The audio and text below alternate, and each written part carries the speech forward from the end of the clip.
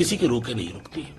Sir, विधानसभा चुनावों के लिए जो दूसरी लिस्ट जारी की है उसमें 7 मेंबर ऑफ पार्लियामेंट को टिकट दिया गया, जिसमें कि 3 केंद्रीय मंत्री भी हैं। उस पर कटाक्ष करते हुए छत्तीसगढ़ के मुख्यमंत्री भूपेश बघेल का कहना है कि भारतीय जनता पार्टी ने जिस तरह से मैदान में उतारा है अपने मंत्रियों को और एमपीज को, तो इससे ये साफ हो गया है भारतीय जनता पार्टी ये मान गई है कि वो मध्य प्रदेश में चुनाव हारने जा रही है। देखिए, बाकी भूपेश जी का बयान है, मैं तो इतना सिर्फ देख रहा हूं, ऐसा हमने भाजपा में, हाल की भाजपा में इससे पूर्व कभी देखा था क्या?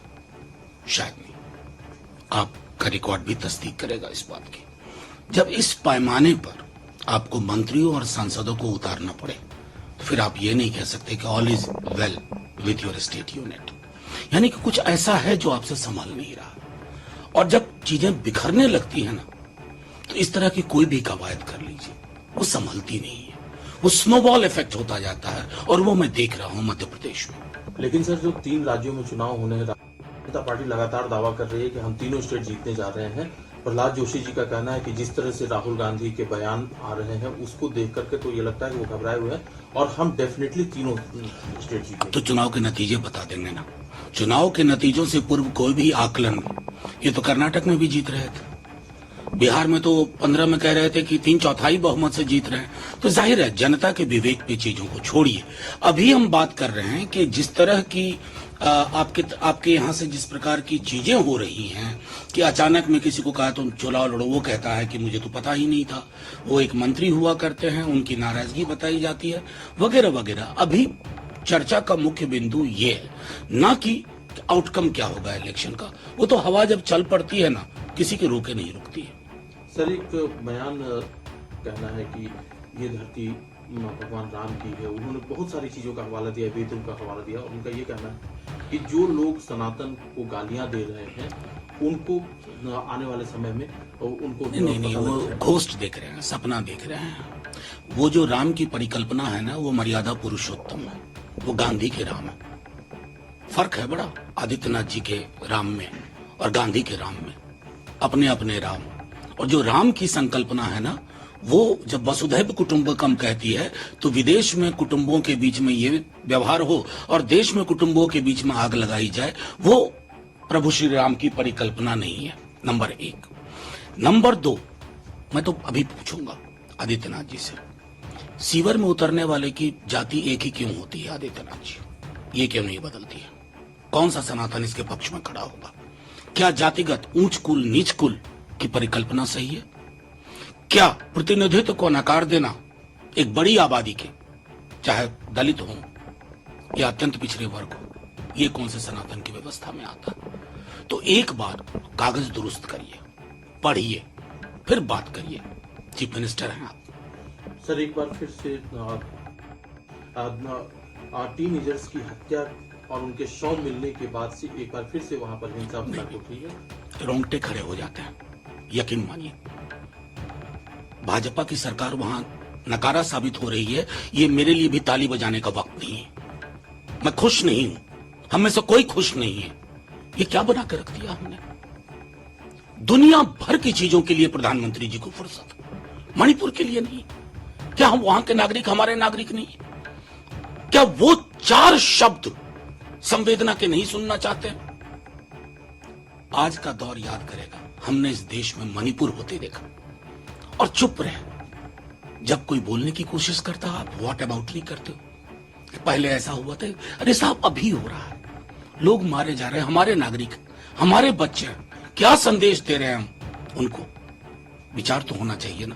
तो सर, लेकिन इसमें एक तमाम राजनीति को छोड़ रहे, चूक आखिरकार उस स्टेट में कहां हो? मैं सीधे तौर पे बताता हूं, उस स्टेट में आपको यह तय करना होगा। क्या आप कभी सोचा था कि 2 फोर्स एक दूसरे के खिलाफ एफआईआर कर रही हैं?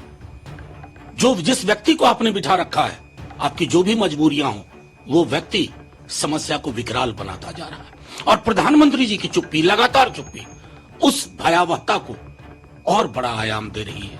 इससे ज्यादा क्या कहूं? सर, लेकिन जिसका दुरुपयोग हो रहा है, तेलुगु देशम पार्टी के मुखिया चंद्रबाबू नायडू जेल में है, उनको लेकर के जो आरोप लगाए गए हैं, जो स्कैम के आरोप हैं, उनकी पार्टी के लोग राष्ट्रपति जी से भी मिले और उनका ये कहना है कि गलत तरीके से उनके नेता को जेल में डाला गया है। आपका क्या कहना है? मैं तो सीधे कह रहा हूं कि एक नई परिपाटी विकसित हुई है कि पॉलिटिकल लड़ाई आप एजेंसीज के माध्यम से लड़ो। पहले केंद्र करती थी और कर रही है, अब कुछ राज्यों ने भी ये सीख लिया है, तो जाहिर तौर पर आपको इसके नतीजे, इसका दुष्परिणाम बहुत बुरा होगा। कल को जब सरकार बदलेगी, कोई दूसरी सरकार केंद्र में होगी या अलग अलग राज्यों में, वो इसी व्यवस्था को अगर चालू रखे, क्योंकि एक बार आपने इन एजेंसी से इतना बड़ा कॉम्प्रोमाइज करवा दिया, इनकी कार्यशैली इतनी जल्दी बदलेगी नहीं। दुख हमें तब भी होगा, लेकिन हम ये कहेंगे ये परिपाटी किसने बना दी भाई? लोग जानते हैं कि आज बोला, आज दस्तक होगा, कल बीजेपी में शामिल हो जाऊंगा, सारे दस्तक खत्म हो जाएंगे। ये एक फॉर्मूला सा बन गया।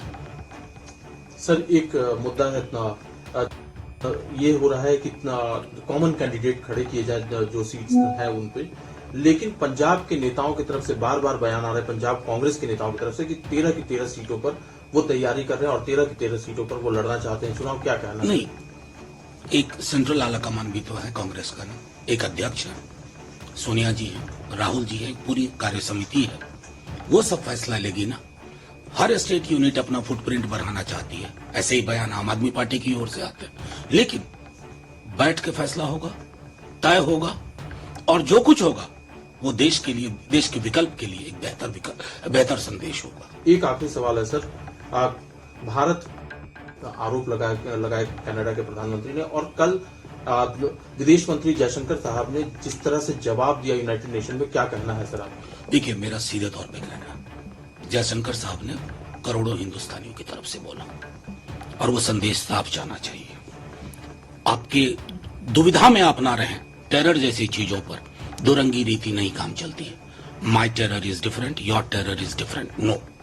अगर इस प्रकार की परिपाटी चलेगी ना, हम कभी भी एकजुट राय नहीं रख पाएंगे, जिसकी बेहद आवश्यकता है। मतलब ये संदेश तमाम पश्चिमी देशों तक जाना चाहिए, बिल्कुल जाना चाहिए, और गया भी है। देखिए, ये बीजेपी और कांग्रेस की वजह से चीजें नहीं बदलती हैं, ये नॉन निगोशिएबल्स हैं। हिंदुस्तान के पोजीशन का, इंडियन पोजीशन का नॉन निगोशिएबल पर आप हमारे साथ कुछ भी करने की कोशिश करो, इस पे कॉम्प्रोमाइज नहीं करेंगे। लंबा इतिहास है, बड़ा मुल्क है, और हमारी विरासत बहुत चौक